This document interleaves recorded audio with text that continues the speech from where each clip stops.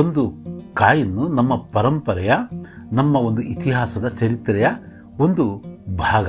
ಓಶೋ ರಜನೀಶ್ರು ಒಂದು ಕಡೆ ಹೇಳ್ತಾರೆ ಏನಂದರೆ, ಯಾರು ವಿಷಯವನ್ನು ಚೆನ್ನಾಗಿ ತಿಳ್ಕೊಂಡಿರ್ತಾನೋ ಅವನು ಆ ವಿಷಯವನ್ನು ಅತ್ಯಂತ ಸುಲಭವಾಗಿ ಸರಳವಾಗಿ ವಿವರಿಸ್ತಾನೆ ಅಂತ.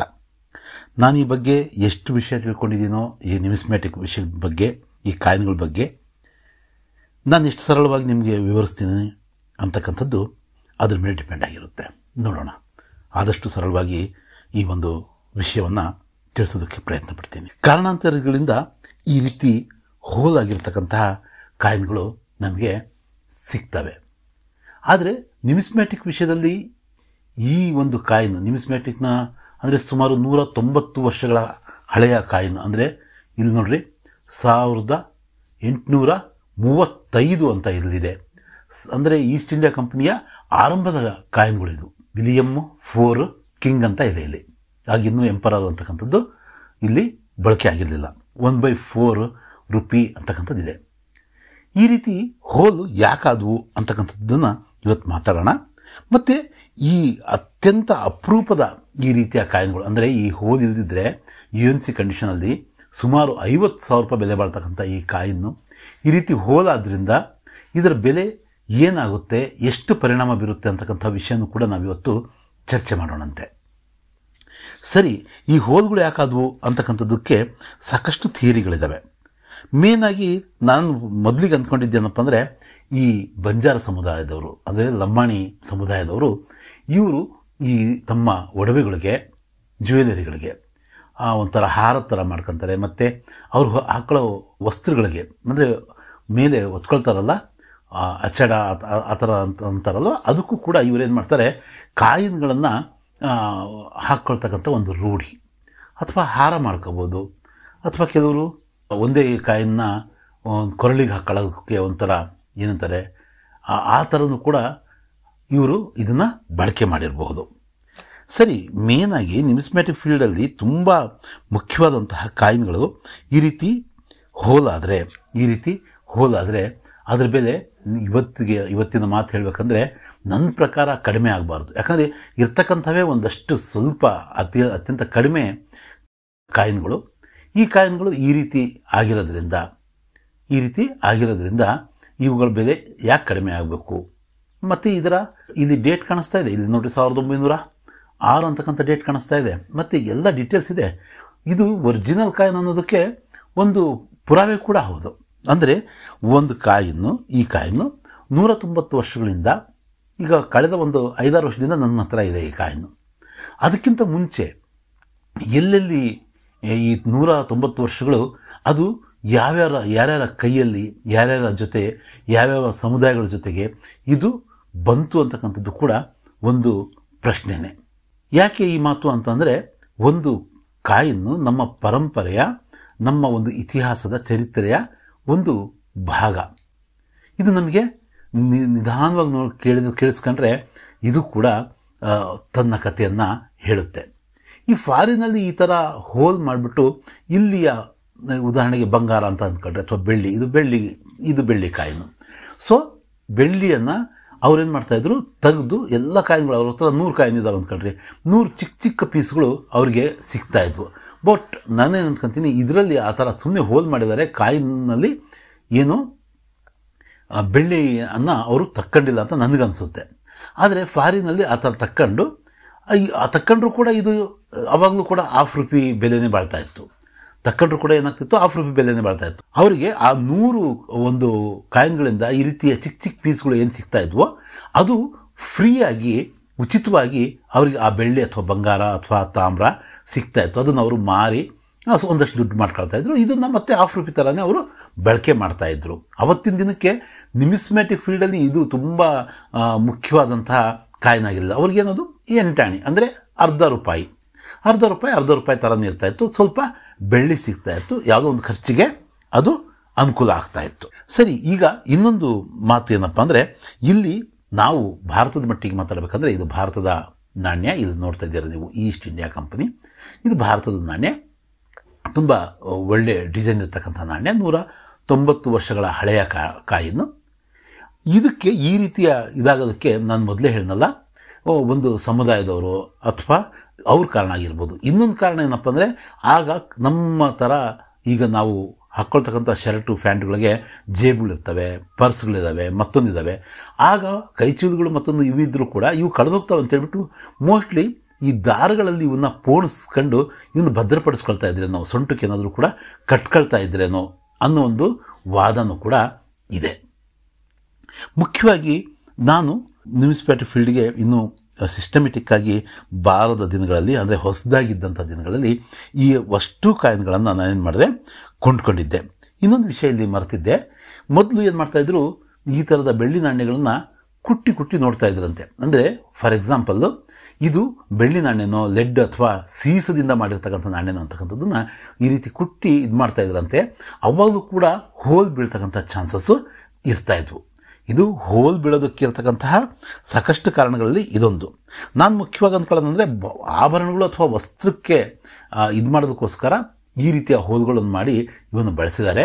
ಕಾಲಾಂತರದಲ್ಲಿ ಆ ಒಂದು ಕ್ರೇಜ್ ಕಡಿಮೆಯಾಗಿ ಬೆಳ್ಳಿಯ ಒಂದು ಬೆಲೆ ಜಾಸ್ತಿ ಆಗಿರೋದ್ರಿಂದ ಇವನ್ನ ಜ್ಯುವೆಲರಿ ಶಾಪಿಗೆ ಬೆಳ್ಳಿ ಥರ ಕೊಟ್ಟು ಏನು ಕಾಲ್ಗೆಜ್ಜೆನೋ ಅಥವಾ ಉಂಗುರನೋ ಮತ್ತೊಂದು ಏನಾದರೂ ಕೂಡ ಅವರದಿಂದ ಕೊಂಡ್ಕೊಂಡು ಹೋಗಿರಬಹುದು ಅಂತಕ್ಕಂಥದ್ದು ಒಂದು ಮಾತು, ಅಂದಾಜು. ಸಾಕಷ್ಟು ಸಂದರ್ಭದಲ್ಲಿ ಅದು ನಿಜ ಕೂಡ ಹೌದು. ಸರಿ, ನಾವು ಮುಖ್ಯ ವಿಷಯಕ್ಕೆ ನಾವು ಈಗ ಬರೋದಾದರೆ, ಈ ಒಂದು ಕಾಯಿನ ನಾನು ಹೇಳಿದೆ, ಇದು 5,000ದಿಂದ ಆರಂಭವಾಗಿಬಿಟ್ಟು 50,000 ರೂಪಾಯಿವರೆಗೂ ಬೆಲೆ ಬಾಳ್ತಕ್ಕಂಥ ಒಂದು ಅಪರೂಪದ ₹1 ನಾಣ್ಯ. ಇದರಲ್ಲೇ ₹1 ಬರುತ್ತೆ. ಆ ₹1 ಅಷ್ಟು ಬೆಲೆ ಇಲ್ಲ. ಅಂದರೆ ಈ ಥರದ ₹1 1840 ಅಂತ ಇದ್ದು, ಇಲ್ಲಿ ವಿಲಿಯಂ 4 ಅಂತ ಇದ್ದರೆ ಅದು 5 ಲಕ್ಷ ಇದೆ. ತುಂಬ ಕಡಿಮೆ ಸಂಖ್ಯೆಯಲ್ಲಿ ಮಿಂಟಾಗಿರ್ತಕ್ಕಂಥ ಕಾಯಿನ್ ಅದು. ಸೊ ಆ ಮಾತು ಹೇಳ್ತಾ ಇಲ್ಲ ನಾನು. 1835 ಕಾಯಿನ್ ಹೇಳ್ತಾ ಇದ್ದೀನಿ. ಮತ್ತು 1840 ಈ ರೀತಿಯ ಕಾಯಿನ್ ಬರುತ್ತೆ. ಯಾವ ರೀತಿಯ? ಈ ರೀತಿಯ ಒಂದು ಕಾಯಿನ್ ಬರುತ್ತೆ. ಇದು 1840 ಕಾಯಿನ್. ಈ ಕಾಯಿನ್ ಅಲ್ಲ, ವಿಲಿಯಂ ಅವರ ಲೆಜೆಂಡ್ ಇರುತ್ತೆ, ಅಂದರೆ ಅದು ಅವರ ಒಂದು ಫೋಟೋ ಇರುತ್ತೆ. ಮತ್ತು 1840 ಅಂತ ಇರುತ್ತೆ. ಬೈ ಮಿಸ್ಟೇಕ್ ಆಗಿ ಆ ಥರದ ಕಾಯಿನು ಮಿಂಟಾಗಿದ್ದು, ತುಂಬ ಕಡಿಮೆ ಸಂಖ್ಯೆಯಲ್ಲಿ ಮಿಂಟಾಗಿರೋದ್ರಿಂದ ಇದು ಏನಾಯಿತು, ಈ ಒಂದು ಇದರ ₹1 1840 ₹1 ಇವತ್ತು ಲಕ್ಷಾಂತರ ರೂಪಾಯಿ ಬೆಲೆ ಬಾಳ್ತಾ ಇದೆ. ಕಾರಣ ಸುಸ್ಪಷ್ಟ. ನಾನು ಭಾಳ ಸಲ ಹೇಳ್ತಾ ಇರ್ತೀನಿ, ಯಾವುದು ಅಪರೂಪನೋ ಅದಕ್ಕೆ ಬೆಲೆ ಜಾಸ್ತಿ, ಅದಕ್ಕೆ ಏನು ತುಂಬ ಕಾಸ್ಟ್ಲಿ ಆಗೋದು ಆಗಲೇ. ಇವು ಕೂಡ ತುಂಬ ಕಡಿಮೆ ಸಿಗ್ತಾ ಇರೋದ್ರಿಂದ ನೀವು ಒಂದು ಕಾಯಿನು, ಅಂದರೆ ಸುಮಾರು 5-5.5 ಗ್ರಾಮ್ ತೂಕದ ಬೆಳ್ಳಿ ಸಿಗ್ತಕ್ಕಂಥ ಈ ಕಾಯಿನು ಇವತ್ತು UNC ಕಂಡೀಷನಲ್ಲಿದ್ದರೆ, ಈ ಥರ ಹೋಲ್ ಆಗದೆ ಇದ್ದಿದ್ರೆ ಇದು 50,000 ರೂಪಾಯಿ ಇದರ ಬುಕ್ ಪ್ರೈಸೇ ಅಷ್ಟಿದೆ. ಮಾರ್ಕೆಟಲ್ಲಿ ಕೆಲವು ಸಂದರ್ಭದಲ್ಲಿ ಬುಕ್ ಪ್ರೈಸ್ಗಿಂತ ಜಾಸ್ತಿನೂ ಹೋಗುತ್ತೆ, ಕೆಲವು ಸಂದರ್ಭದಲ್ಲಿ ಬುಕ್ ಪ್ರೈಸ್ಗಿಂತ ಕಡಿಮೆ ರೇಟು ಕೂಡ ಹೋಗುತ್ತೆ. ಇವೆಲ್ಲ ನಾಣ್ಯಗಳು ನೋಡ್ರಿ, ನಾವು ಇವೆಲ್ಲ ವಾದಗಳನ್ನ ನಾವು ಹೇಳಬೇಕಾದ್ರೆ ಒಂದನ್ನು ಮರಿಬಾರ್ದು. ಮತ್ತು ಈ ರೀತಿ ಹೋಲೇ ಆಗ್ದಂಗೆ ಇನ್ನೂ UNC ಕಂಡೀಷನಲ್ಲಿ ಇದಾವಲ್ಲ ಕೆಲವು ಕಾಯಿನ್ಗಳು ಅಂತಕ್ಕಂಥದ್ದು ಕೂಡ ನಮಗೆ ಪ್ರಶ್ನೆ ಬರುತ್ತೆ. ಇವು ನೋಡ್ರಿ, ಇವೆಲ್ಲ ಕಾಯಿನ್ಗಳಿಗೇನು ಎಲ್ಲೂ ಹೋಲು ಹಾಕಿಲ್ಲ, ಎಲ್ಲೂ ಇದು ಬೆಳ್ಳಿನೋ ಅಲ್ವೋ ಅಂತ ಚೆಕ್ ಮಾಡೋದಕ್ಕೆ ಆ ಥರದ ಪ್ರಯತ್ನಗಳು ಕೂಡ ಆಗಿಲ್ಲ. ಅಂದರೆ ಹೀಗೂ ಜನ ಸಂಗ್ರಹಿಸ್ತಾ ಇದ್ರು ಅನ್ನೋದಕ್ಕೆ ಇವು ಉದಾಹರಣೆಗಳಷ್ಟೇ. ಈ ರೀತಿಯ ಕಾಯಿನ್ಗಳು, ಅಂದರೆ ಇಲ್ಲಿ 1877 ಅಂತ ಇದೆ, ಇದೊಂದು ಕಾಮನ್ ಕಾಯಿನು. ಈ ರೀತಿಯ ಕಾಯಿನ್ಗಳು ನೋಡ್ರಿ ತುಂಬ ಲಸ್ಟರ್ ಇದೆ. ಎಷ್ಟು ವರ್ಷ, ಸುಮಾರು 150 ವರ್ಷ ಹಳೆಯ ಕಾಯಿನ್ ಆದರೂ ಕೂಡ ಕ್ರೌನ್ಗಳು ಕಾಯಿನ್. ಅವಾಗ ಇಲ್ಲಿ ಎಂಪ್ರೆಸ್ ಅಂತ ಬಂದಿದೆ ನೋಡ್ರಿ, ಕ್ವೀನ್ ಅಂತ ಇದ್ದಂಥ ಇದು ಇಲ್ಲಿ ಕಿರೀಟ ಬಂದಿದೆ. ಮತ್ತು ಎಂಪ್ರೆಸ್ ಅಂತಕ್ಕಂಥ ಸಾಮ್ರಾಜ್ಞಿ ಅಂತಕ್ಕಂಥ ಮಾತು ಬಂದಿದೆ. ಇವೆಲ್ಲವೂ ಕೂಡ ನಮಗೆ ಇತಿಹಾಸದ ಪಾಠಗಳನ್ನು ತನ್ನಿಂತಾನೇ ಕಲಿಸ್ತವೆ. ಈ ಒಂದು ಕಾಯಿನ್ಗಳು 1857 ಕ್ರಾಂತಿಯ ನಂತರ, ಅಂದರೆ ಸಿಪಾಯಿ ದಂಗೆ, ಆ ರಿವೋಲ್ಟ್ ಆಯ್ತಲ್ಲ, ಅದರ ನಂತರ ಈ ಈಸ್ಟ್ ಇಂಡಿಯಾ ಕಂಪ್ನಿಯಿಂದ, ಇಲ್ಲಿ ಈಸ್ಟ್ ಇಂಡಿಯಾ ಕಂಪ್ನಿ ಅಂತಕ್ಕಂಥದ್ದು ಇಲ್ಲ, ಯಾರು ರಾಣಿಯವರ ಸುಪರ್ದಿಗೆ ಸಂಪೂರ್ಣ ಬ್ರಿಟಿಷರ ರಾಜಮನೆತನಕ್ಕೆ ಇಲ್ಲಿ ಆಡಳಿತ ಹೋಗುತ್ತೆ. ಅದರ ಕಾರಣಕ್ಕಾಗಿ ಇಲ್ಲಿ ಏನಾಗುತ್ತೆ, ಕ್ವೀನ್ ಅಂತ ಇದ್ದಿದ್ದು ಎಂಪ್ರೆಸ್ ಅಂತಕ್ಕಂಥದ್ದಾಗುತ್ತೆ. ಅವರ ನೇರ ಆಡಳಿತಕ್ಕೆ ಭಾರತ ಒಳಪಟ್ಟಿರ್ತಕ್ಕಂತಹ ಚರಿತ್ರೆ ಈ ಒಂದು ನಾಣ್ಯಗಳು ನಮಗೆ ತಿಳಿಸ್ತವೆ, ತುಂಬ ಸೂಕ್ಷ್ಮವಾಗಿ ತಿಳಿಸ್ತವೆ.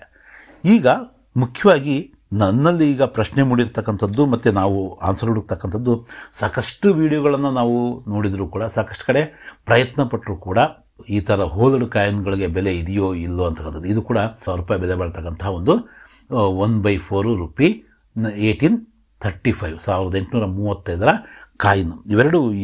ಇವೆಲ್ಲ ಕಾಯಿನ್ಗಳಲ್ಲಿ ಇವೆರಡು ಕಾಯಿನ್ಗಳು ತುಂಬ ಮುಖ್ಯವಾದಂತಹ ಕಾಯಿನ್ಗಳು, ತುಂಬ ಅಪರೂಪದ ಕಾಯಿನ್ಗಳು. ಆದರೆ ಸಮಸ್ಯೆ ಏನಪ್ಪ ಅಂದರೆ ಈ ಹೋಲಾಗಿರ್ತಕ್ಕಂಥದ್ದು.